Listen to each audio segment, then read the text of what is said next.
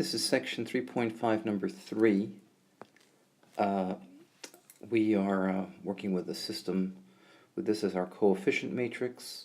We set up our characteristic polynomial. We find we're in the situation of repeated eigenvalues of -3. We solve for the eigenvector the same way as we always do.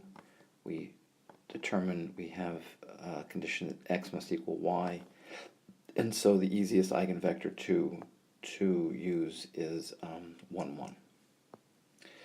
For the direction field, again, without technology, I'm not going to ask you to draw that, but once we do part D and we have the phase portrait, it's pretty easy to make a sketch of the direction field, but I'm not going to ask you to do that without technology. But this is critical. This is something you should be able to do. So, the one thing we know is that we have solutions that live in this direction, in the 1, 1 direction. And the reason we know that is our general solution is e to the -3t v naught, where v naught is a initial condition, plus t e to the -3t v1, and v1 is given with a little recipe that I don't have room to write down again. But the rule was that if our initial condition, if v naught lies in the line in the direction of 1, 1, then when we compute v1, it'll be 0. And so if we start on this line, we stay on this line, and because lambda is negative, then our solutions are all moving towards the origin, and this is going to be a sink again. But drawing the phase portrait is a little tricky because there's an orientation that you have to figure out. But I want you to remember that the way of looking at this thing qualitatively is that when t is large, we are moving towards the origin. When t is large, we approach the origin in the v1 direction. We approach the origin in a direction that's parallel to the eigenvector. So if we come in on this side, or we come in on this side, we're going to come in parallel to the eigenvector. But when t is large and negative, so we're coming from the outside, we're also basically moving in the v1 direction, and then at some point we're going to have to turn and approach it, or on this side come down and turn and approach it. But there are two types of orientations. So I'm going to assume, as this problem is going to ask us to look at 1, 0, I'll put it here and here. There are two types of orientations that I can use to pass through this point. I can do a clockwise rotation, so I'm moving up, passing through this point, and then turning and approaching the origin like this. That would be in a clockwise orientation. And and on this side, I would be coming in, again, turning clockwise and approaching this way. Or I could come in counterclockwise. I could be coming in with this orientation and turning, and that would be a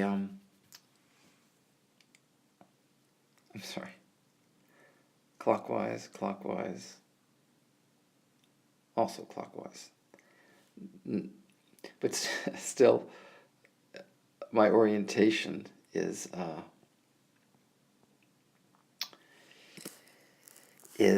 different, right? So these two diagrams are different. And the question is, which case are we in? So let me get rid of that word clockwise, because that's not the right word.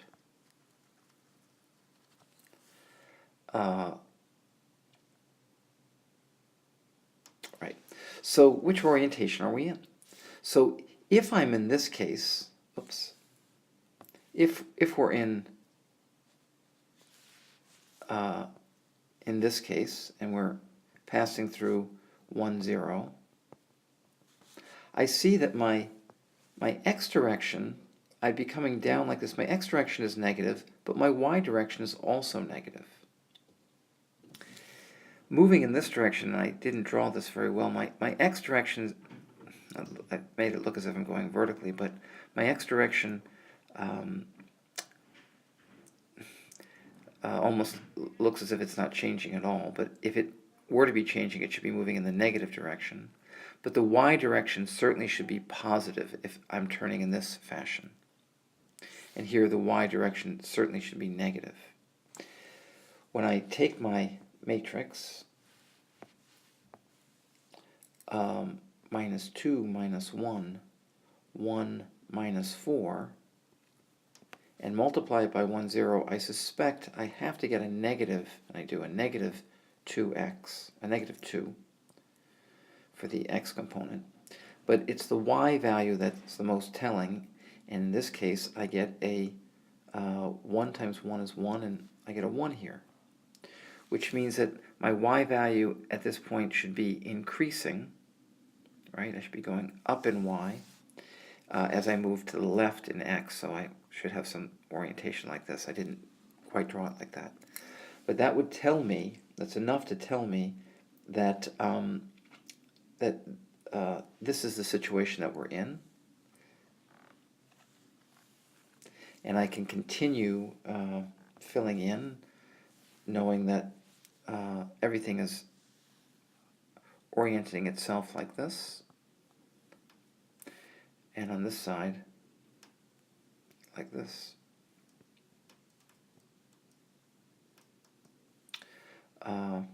Okay. So once I have these rough phase lines in place, it's easy then maybe if I needed to construct a direction field, I know what's happening on each one of these lines, and so that would serve as a rough direction field too if I wanted to do that. Okay, so that's part D. I'll go to the next slide.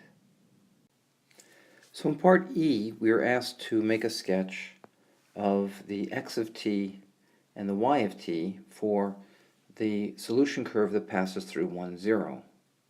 Over here, from slide 1, I hope I convinced you that this is roughly what the solution curve would look like. We come from a direction parallel to the eigenvector. At some point we have to turn and approach the origin from that same direction and passing through 1, 0. Okay. But here we are at time t equal to 0.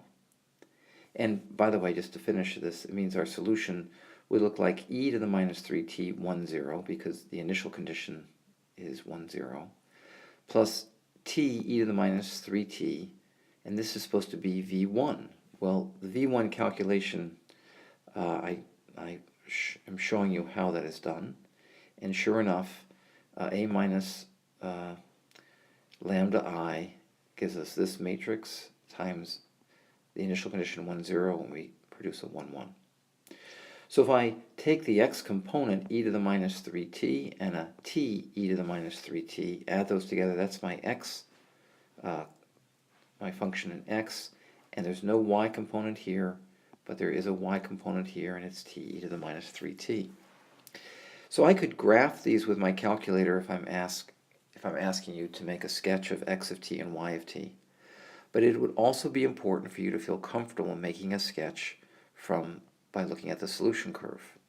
So notice that at time 0, my x component, this is my x-axis, my x component is sitting here at 1. As time moves forward, I'm following just this much of the curve, and I approach 0 and never reach it, and so my x value is moving towards the origin. Knowing this, I can see it's at an exponential rate, but all I care to see is that I'm moving towards 0, and I never cross it, so I approach it asymptotically, and I would end up drawing a curve that starts at 1 and approaches 0 asymptotically, and yes, it does look exponential, but that's good enough. However, it's interesting, If I go backwards in time, I'm seeing time -1, -2, and -3. My x values start getting smaller again and eventually turn negative.